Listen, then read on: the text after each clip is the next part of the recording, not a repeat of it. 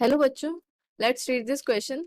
Question says a cylinder fitted with an airtight piston contains a small amount of a liquid at a fixed temperature. Temperature क्या है आपका fixed है okay then the piston is moved out so that the volume increases. अब आपके fixed temperature में volume को increase हो रहा है तो आपका ए पार्ट क्या पूछ रहा है what will be the effect on the change in vapour pressure initially, how will the rates of evaporation and condensation change initially and what will happen when equilibrium is restored finally and what will be the final vapor pressure. तो ये तीन बातें आपसे पूछ रहा है. तो first of all देखो की कॉन्सेप्ट्स क्या यूज करेंगे यहाँ पे.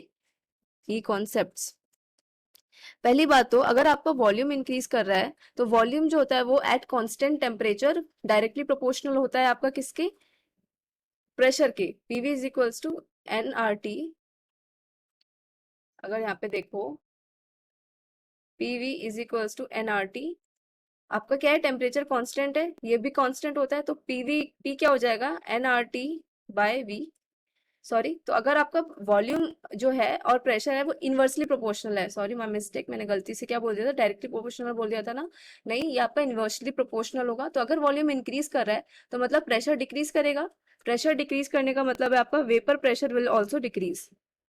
वेपर प्रेशर क्या हो जाएगा, डिक्रीज हो जाएगा. ठीक है, ये तो था फर्स्ट पार्ट के लिए. सेकेंड पार्ट के लिए अगर की कॉन्सेप्ट जो यूज करेंगे वो देखो क्या यूज करेंगे बच्चों. कांस्टेंट टेम्परेचर पे, टेम्परेचर क्या आपका कांस्टेंट फिक्स्ड है. ठीक है, जो आपका रेट ऑफ इवेपोरेशन होता है वो कांस्टेंट होता है. ठीक है, rate of evaporation, evaporation constant, और रेट ऑफ कंडेंसेशन क्या हो जाएगा, डिक्रीज हो जाएगा. Rate of condensation decreases. C part में आपका इक्विलिब्रियम, इक्विलिब्रियम का क्या मतलब होता है, इक्विलिब्रियम का मतलब rate of forward reaction is equals to rate of backward reaction. तो मतलब rate of evaporation will be equals to rate of condensation हो जाएगा. ठीक है, तो देखो कैसे इसका एक बाय वन करके एक्सप्लेनेशन लिखते हैं डिटेल. तो ए में क्या होगा, if the volume of the container, if the volume of the container is suddenly increased,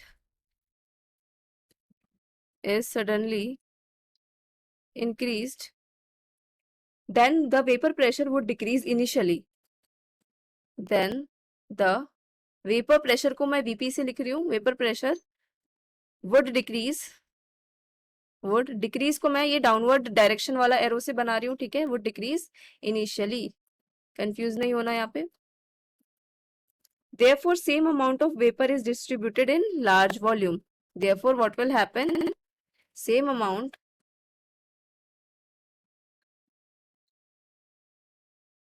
of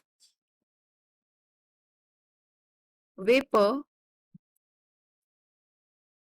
will be distributed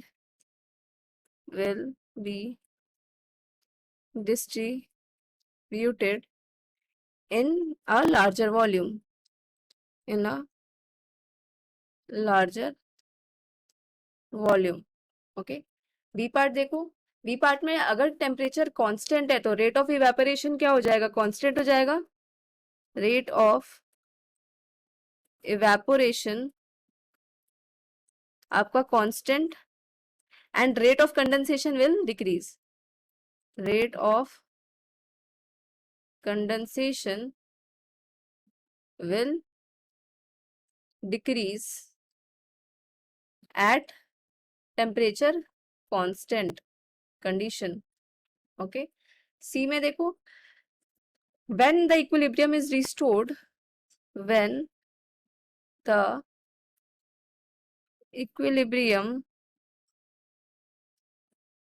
is restored finally,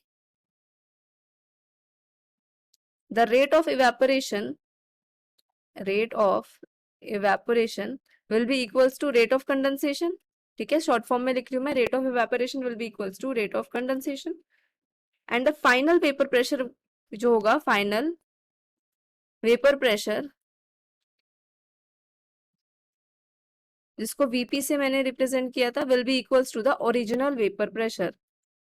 original vapour pressure. So this is the explanation for this question. Hope you understood it well. Best of luck.